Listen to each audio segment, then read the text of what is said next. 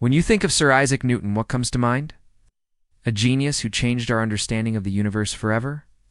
Well, today we're going to tell you the story of this great man. From his lonely childhood to becoming one of the most important scientists of all time. And don't forget to like and share if you find this video helpful. It was Christmas Day in 1642 when Isaac Newton was born in Woolsthorpe, England. But it wasn't a joyous occasion. His mother had given birth 3 months early, and he was a sickly, weak baby, not expected to live. You see, his father had died before Isaac was even born. His mom remarried and abandoned little Isaac to be raised by his grandparents. He was lonely and unloved, an outcast in his own family. And as he grew older, this would make him painfully shy and quiet. At school, he was bullied for being small and weak. Other boys would tease him, calling him runt. And though he tried to fight back, they were bigger and stronger than he was. So instead, he turned his energy to studying. First, he struggled because he had so much to catch up on, but his bullies soon discovered that he was brilliant. They'd mock him mercilessly until he proved himself to be the smartest boy in class. Then something incredible happened. He won a scholarship to Cambridge University. It was a huge deal, because Cambridge was one of the best universities in all of Europe. At just 19 years old, he entered Trinity College, but he never quite fit in. He shared a room with 2 other students and always kept to himself. Instead of socializing, he taught himself advanced math and science, staying up late into the night, studying by candlelight. He loved learning. And by age 23, he'd already figured out some groundbreaking theories on optics, color, and gravity. But then came the Great Plague in 1665, which forced him to leave Cambridge and go back home to his family farm. Everyone was afraid of getting sick and dying, so most people left the cities and went to the countryside. For Isaac, it was a blessing in disguise. You see, at his family farm in Woolsthorpe, he had more time to himself. No one bothered him. And so he spent the next 2 years conducting experiments and writing down his thoughts. It was here that he developed his most famous discoveries, including calculus, laws of motion, and the law of universal gravitation. And we all know about that famous story of the apple tree. Legend has it that one day he was sitting under an apple tree, when an apple fell from above and hit him on the head. Though, of course, it wasn't just an apple falling that piqued his curiosity. It was the fact that the apple did unfall upwards towards the sky or sideways across the field, but down to the ground beneath. This sparked his imagination, and he began to wonder if there was some force pulling the apple down. He wondered if this same force might be keeping the moon in orbit around the Earth. And he wondered if there was some mathematical formula to describe how gravity worked.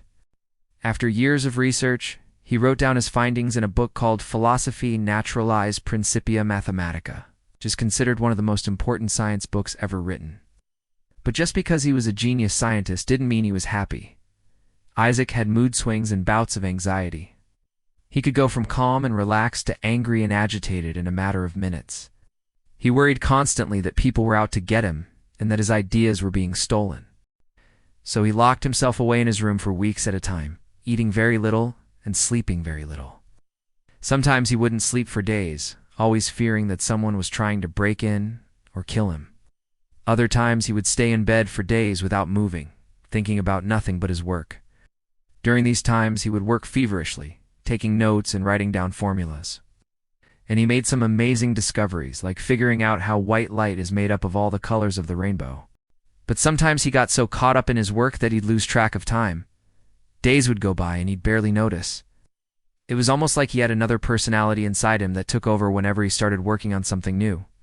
This part of him was brilliant, but also strange and disturbing. It was like there were 2 sides to Isaac Newton. The nice guy who loved to socialize, and the weird recluse who scared everyone away. Sadly, most of his fellow scientists didn't understand his struggles. They thought he was just lazy or unmotivated, so they criticized him and made fun of him behind his back. But Isaac didn't care what they thought of him. He knew he was making important discoveries, even if no one else appreciated it. In 1687, he published his major work, Philosophiae Naturalis Principia Mathematica, which laid out his laws of motion and universal gravitation. The book was a massive success and made him famous throughout Europe. Suddenly, everyone wanted to be his friend, but he didn't want any friends. He was happy working in his lab alone, far from the noise and distractions of other people. He did have a brief fling with a woman named Catherine Barton, but she ended up marrying one of Isaac's friends, which made things awkward between them.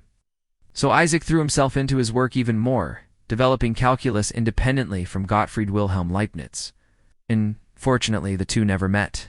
If they had, they might have shared their ideas and math would have developed much faster. But because they both worked in secret, neither of them knew that the other was making similar discoveries. Though Isaac didn't stop with calculus. He conducted experiments with light and color, studied the motions of planets and comets, and even invented the reflecting telescope. He also worked as the master of the mint, helping to design new coins and improve the economy of England. But no matter what he accomplished, he always felt like a failure. You see, even though he was brilliant at math and science, he struggled with simple, everyday tasks. He couldn't tell how much time had passed without looking at a clock, and he often forgot to eat or drink. This made it hard for him to hold down a job or make friends, and so he lived a very lonely life. As he got older, he grew more and more reclusive, spending most of his time alone in his room. He became obsessed with religion and began studying alchemy, which is the study of turning base metals into gold. Some people thought this was crazy, but for Isaac, it gave him a sense of purpose. He believed that God had given him the power to unlock the secrets of the universe. And so he spent his final years searching for the meaning of life and the nature of reality. Finally, on March 31st, 1727, Sir Isaac Newton died of a stroke. He was buried in Westminster Abbey with full honors. His coffin was carried by 8 men, and his grave was marked with a large monument inscribed with the words, "Here lies the body of Sir Isaac Newton." Though no one knows what secrets he uncovered in his final years, we do know that he changed the world forever. He showed us that anything is possible if you set your mind to it. He also showed us that it's okay to be different. We can all learn from Sir Isaac Newton's example. He was a genius who changed our understanding of the universe forever. But he was also a lonely man who struggled with mental illness and the feeling of being an outsider. Yet he never gave up on himself or his work. And in the end, he was rewarded with recognition and fame. We hope that Sir Isaac Newton's story has inspired you to be brave enough to follow your dreams, no matter how different or strange they may seem. Thank you for watching. We hope you enjoyed this video and learned something new about Sir Isaac Newton. If you liked the video, please remember to like and share it with your friends. We would really appreciate it. Also, if you haven't subscribed yet, please do so now. We post new videos every week about amazing people and their accomplishments. We know you'll love following along. Once again, thank you so much for watching. We wish you all the best in your future endeavors and hope you continue to learn and grow. Until next time, take care.